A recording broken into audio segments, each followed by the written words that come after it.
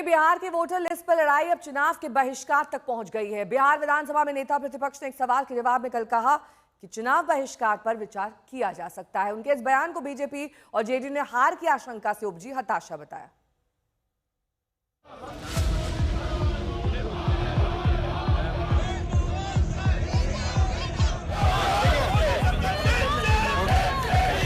पटना में काले कपड़े में प्रदर्शन,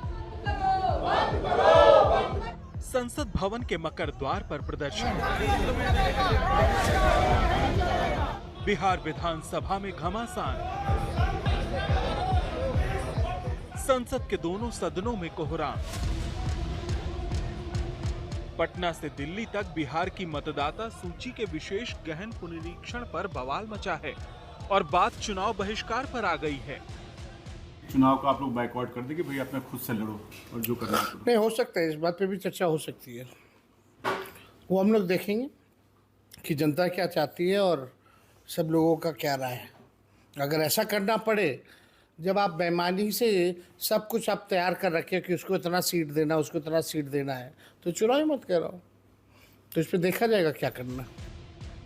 तेजस्वी का बयान अहम है क्योंकि बार बार एक तबका सवाल कर रहा है कि जब अंपायर पर भरोसा नहीं तो खेलना क्यों। लेकिन सत्ताधारी खेमा इसे हार की आशंका से हताशा में निकला बयान बता रहा है।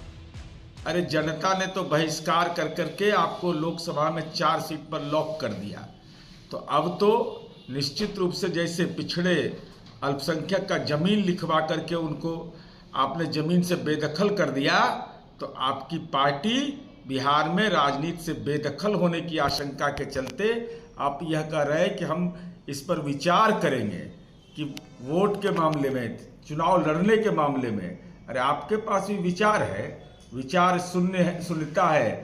तेजस्वी यादव जी का यह बयान कि चुनाव का बहिष्कार करेंगे और इसके लिए अन्य विरोधी पार्टियों से भी बात करेंगे, निश्चित रूप से उनकी मन में जो हार की आशंका है, जो कि बिल्कुल होने ही वाली है, यह उस हताशा को दर्शाता है।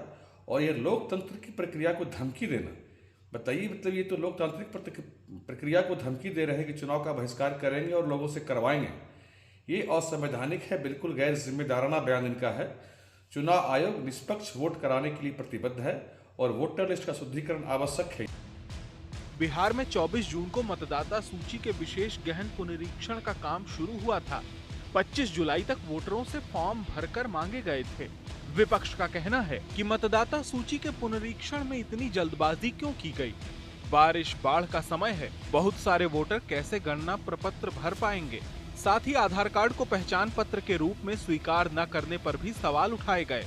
विपक्ष का मुख्य आरोप है कि मतदाता सूची पुनरीक्षण के नाम पर बड़ी तादाद एक खास तबके को वोटर लिस्ट से बाहर करने की साजिश है। महाराष्ट्र में इन्होंने चीटिंग की। हमने सवाल पूछे इलेक्शन कमीशन से, वोटर लिस्ट दिखाइए, इन्होंने वोटर लिस्ट नहीं दिखाई। हमने कहा कि वीडियोग्राफी दिखा दीजिए, वीडियोग्राफी का कानून बदल दिया। 1 करोड़ नए वोटर्स आए थे महाराष्ट्र में और इलेक्शन चोरी किया। ठीक है, कर्नाटक में हमने रिसर्च की है थोड़ी, कर्नाटक में हमने भयंकर चोरी पकड़ी है। मैं ब्लैक एंड व्हाइट में आपको दिखाऊंगा, इलेक्शन कमीशन को दिखाऊंगा। और अब इन्होंने क्या किया है कि अब हम बिहार का पूरा सिस्टम नए तरीके से करेंगे, वोटर डिलीट करेंगे और नए तरीके से वोटर लिस्ट लाएंगे। हिंदुस्तान में इलेक्शन चोरी किए जा रहे हैं। सवाल उठता है कि तेजस्वी यादव ने एसआईआर के मुद्दे पर चुनाव बहिष्कार की जो बात की है, ये महज दबाव की रणनीति है या महागठबंधन और विपक्ष इस पर विचार भी करेगा। पटना से रोहित सिंह के साथ आज तक ब्यूरो।